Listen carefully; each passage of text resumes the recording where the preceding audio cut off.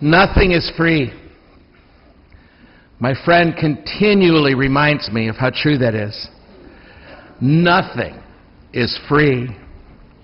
I resist that for some reason, but again and again I find it to be just so true how right he is. Nothing is free. A tenant goes out and he was working this field for the owner. He's digging the trenches, he's fertilizing, he's watering, he's planting the seed. And along the way he discovers this treasure, this pearl of great price. And so he reburies it right where he found it. And then he goes home and he sells everything he has, even borrows money to do it, to buy that field so that he can own that treasure, that pearl. It strikes me that to get something precious into our lives, there's a lot of junk that comes with it. A lot of junk that must be born with some sort of joy and gratitude over the good that precious treasure holds for us.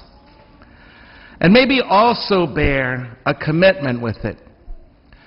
That I'll continue to till that soil, turn that soil, pull those weeds, do what I can, so that people who come after me can find what I've found there. And to bear with some sort of joy and gratitude means there is no room really for disappointment or whining about what it takes to get to that treasure. It's true of our church. This church of ours has given us some precious pearls. I have been one of those who have enjoyed the treasure this church has held for me. The church has been priceless in my growth, in my flourishing as a human person, in my peace and in my joy. The church has given me things like Jesus and his kingdom.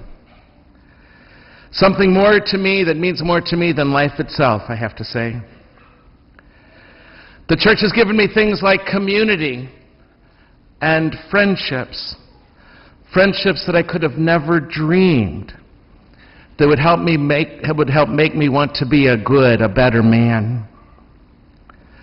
Things like a moral compass in life, a way to evaluate my decisions and their effects on people. Things like the depth and the meaning of life and what matters in my living. Things like wisdom about what true love really is and what true love really looks like, and not the stuff that the world keeps trying to sell me that love is. The church has given me precious pearls like eternal life now, and the promise of more of the best in the end. It doesn't get more priceless than that. Therefore, the pearl to me in this particular field gives me true joy. But to get to that pearl, I do have to buy the field. Because the church has also given me a lot of junk with it too. Heartbreaks, even. Heartbreaks like listless leadership, maybe even awful leadership sometimes. Poorly celebrated sacraments that make me wonder why this business is still engaged and working, because it doesn't make any sense. No business in the world would be able to pull off the product that we keep putting out there for people, ever. It's just truly awful sometimes. I went to a parish last Sunday.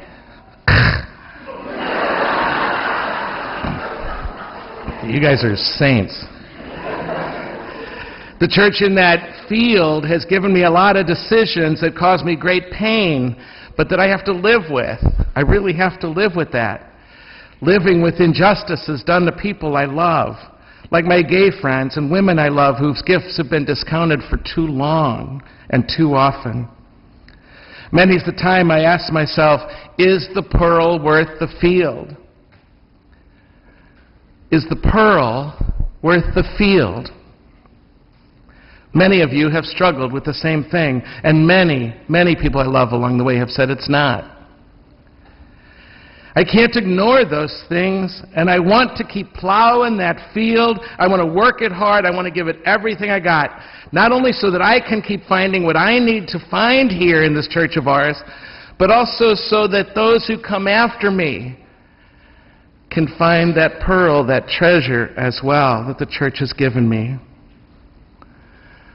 But each of us has to answer, tell me, is that pearl worth this field?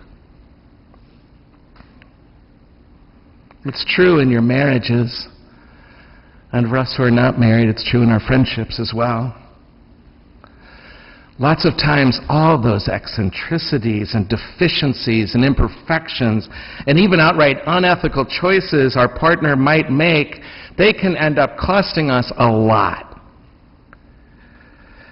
But the pearl amidst all those imperfections and deficiencies in that other human being is the love that was there from the beginning and is now still there and always will be still there, that I can access, I can get to, if I take the good and the bad about that human being, what I like and what I dislike, all together.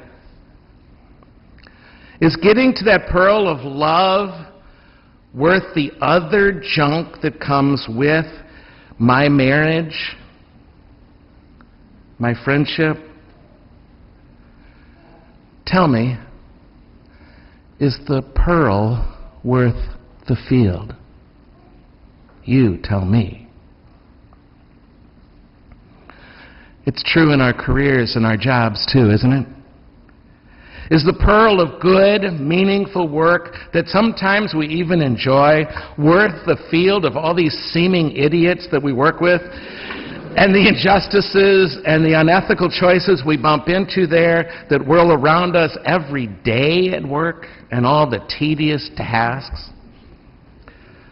Or the seeming drudgery for you who are students of studying for this exam or that, or meeting this deadline or that, or sitting in another class today? Is that insight that comes every once in a while still worth it? Waiting there in the midst of what is really hard work. You tell me, is the pearl worth the field? And it's true in our world. That treasure we seek, that pearl of great price, it's here in this world, in our day, and it's real.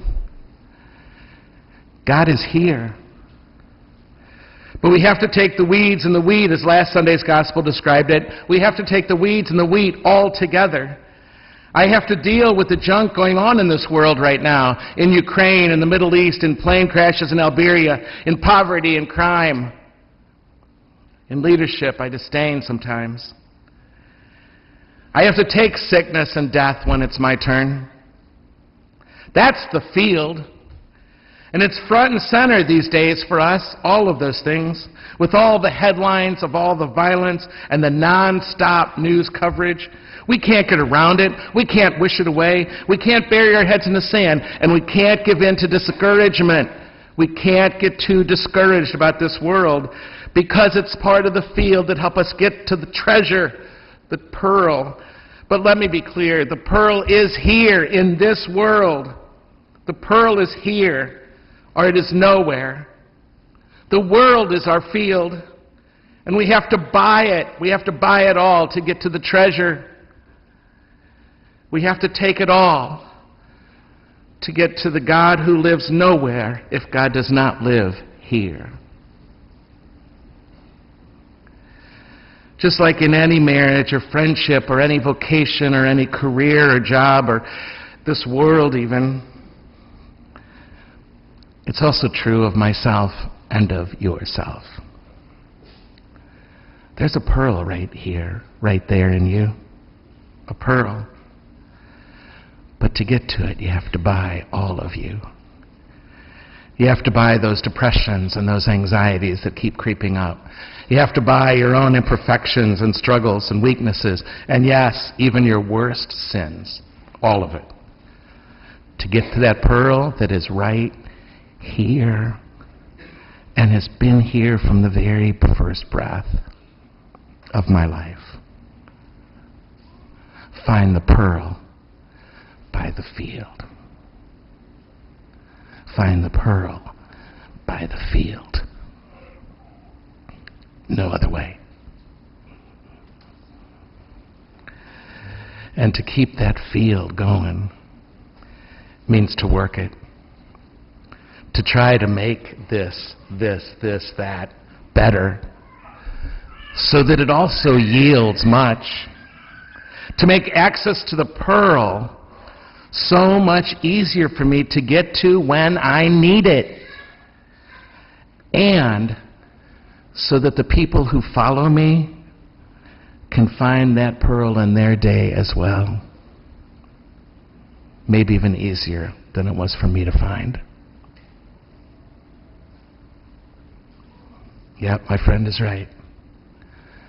Nothing is free. Ever. But I have to add, that pearl, that treasure, is worth the price of the field. On any given day, I may wonder about that.